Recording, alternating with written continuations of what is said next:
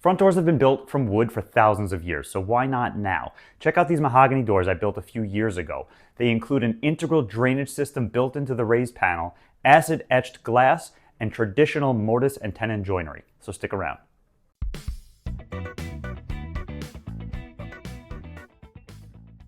So I was commissioned to work on this house built in 1875.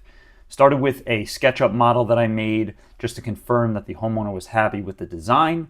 Once all was good, it was time to start cutting up some lumber.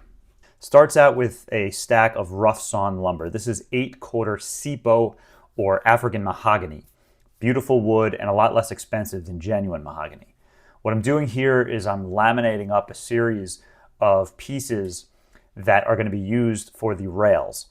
The reason I do it this way is because it stabilizes the door significantly. So I'm going to clamp these up, put them together, then I'll cut them to final length once the glue sets up. These are the stiles, or those are the vertical pieces for the door. Same process, clamp up a few layers, and that just makes it really, really stable. Then once the glue dries, I'm able to mill it again and bring it down to final thickness as well as final width and length. So I'm just running it through the jointer a few times, trying to get one nice straight flat edge. I'll run it through the table saw to get the other edge. Then I'm going to use the thickness planer like you see here. That's going to bring it to that final 1 3/4 thickness that I want. And here's a stack of the wood after it's done. Now I have to cut it to final length. This is the rails because I'm going to get ready to do the mortise and tenon like you see here. Starts with a marking gauge. Once I figure out exactly where I want those shoulders to be, then I run it through the table saw on this little sort of jig that I made. To me, this is the easiest and most effective way to make tenons. I use a stop block on the right side of the blade, and then I just run it through repeatedly on a single blade just to give me some nice precise tenons. Then for the mortises, I decided to use a 1/2-inch router bit to take out the bulk of the material, and it worked really well. Gave me nice precise centered mortises. And then I go back to the tenons, and I'm just using a rasp basically to clean up that tenon, and a chisel. Just kind of I'm rounding it over because the original tenon on the table saw was a squared off edge, but as you see, the holes for the mortises are rounded. So I need to kind of take off that sharpness of the straight edge. So now it's time to do the glue up. Here I'm using West System 105-206 epoxy. That's their slow setting epoxy.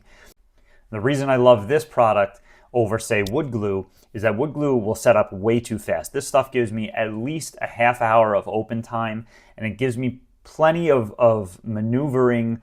I'm able to kind of shift things around, square it up, clamp it up, clean up the squeeze out before this thing starts to set up on me and cause problems.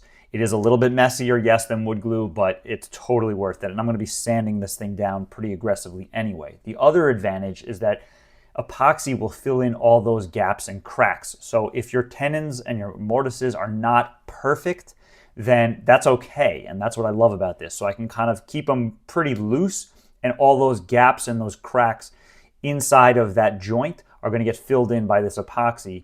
And it works so much better than using wood glue. So now it's time to do some of the trim work. Here I'm making a profile on my router table.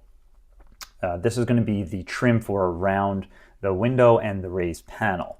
After I make the profile, then I bring it over to the table saw, and I'm going to rip off the side so that I can bring it to the final thickness, as well as I'm going to be cutting a notch on the back, this rabbet that is going to be used to allow it to kind of sit against the door, as you'll see in a little bit. Now to cut the miters, I like to use this jig that I made for my table saw. It allows me to get perfect 90-degree miters, or 45 and 45, and this jig just is so much more accurate than using a miter saw, and the cuts are just much cleaner on this table saw.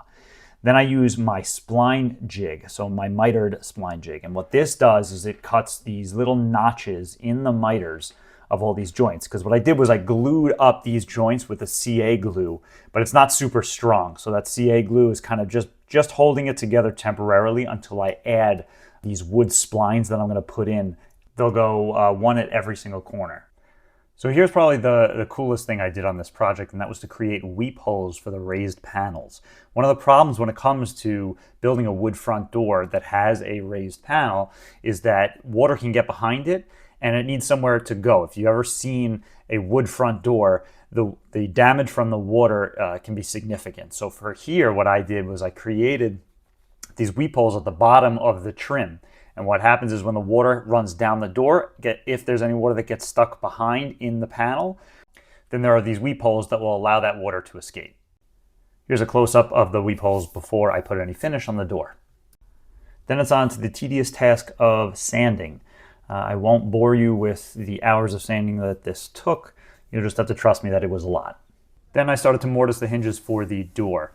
So I'm not going to go over the process for mortising hinges because there are plenty of videos out there that do that. I've done some myself. So I will suggest if you want to check into that, to look at some other videos on YouTube on processes for getting that done. But basically this is the same thing as if it were any type of door. You're going to route out the hinges in the same way. Here I'm just gluing up the trim pieces that I made. I'm using Type-On 3. It's just an exterior grade wood glue. It's my preferred wood glue. It's what I use when I'm not using epoxy. Everything around here, all the sides got glued up nice and tight except for the weep holes. To make the raised panel, I just take a few pieces of 8/4, glue them together with some Type-On 3. Once that glue sets, I bring it over to the track saw and I will cut it to give myself a couple of nice straight edges, use the table saw to rip it to final dimension. And then I can bring it over to the router table where I'm going to use a vertical OG bit. And this bit is going to give that beautiful detail that you see in a raised panel. Then after a quick test fit to make sure everything looks nice, it's on to the finishing process. Here I'm using Epifanes Marine Varnish. It is a very high quality, high gloss varnish. They also have a matte version, which is what I used at the end. But this marine varnish, I'm going to seal up all of the edges of that center panel because you want to make sure that the water doesn't damage and swell the wood. Then I continue the finishing process on the rest of the door. I put, I think it was 7 coats of varnish on the exterior side of the door so it can withstand abuse from the elements, and maybe 3 or 4 coats on the inside. It really just gives an incredibly beautiful finish as you see when I'm applying it here. Now it's time to install the flush bolt. That's the lock for the top and bottom of the door. This, I think, is the easiest way to do it. I used my CA glue to glue some blocks onto tape that I applied to the door. This way I'm not going to damage the door itself, but I have some secure templates in place to route out the exact size of that flush bolt, and then I can recess it and install. Now I'm making the astragal for the door. That's that center vertical piece that is between the passive door and the active door.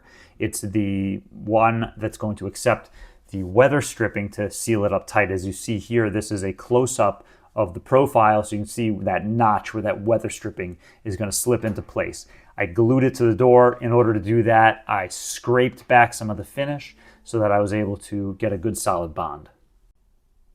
So here's where I get really crazy. The homeowner found this image in an architecture book and said, I'd like to have this on the door. So I came up with a method using my Cricut machine to take the image that they saw and make it into a vinyl stencil. Then I put it on the glass window, connect for one on the top, one on the bottom, connected it with some yellow tape, cut out that yellow tape so it made it continuous. Then I used a special type of cream, mostly used in like crafts and things, and it's an acid cream. And what it does is it actually etches into the glass. Works really well for these very detailed images, and it gives this permanent finish in the glass that just looks awesome. Then the last thing to do was to just attach the glass. I set it in silicone, attach the trim on the inside using just some pins so that in the future, if they have to, they can remove the interior trim to be able to replace the glass if it were, say, to break. Now I just got a couple of finish shots for you to show you what the final installation looked like. Very happy with how this came out. You can see that acid etched image on the glass. That worked out beautifully. I know this door is going to last for many, many years to come. I'm sure at some point it will need to be sanded and refinished, but there was no color added to it. This is just a clear coat. So eventually it'll have to get just a little sanded back a little and a new fresh coat of clear coat, and it'll be good to go. Guys, thanks for watching. Make sure to like and subscribe if you haven't already, and hopefully I will see you on the next one.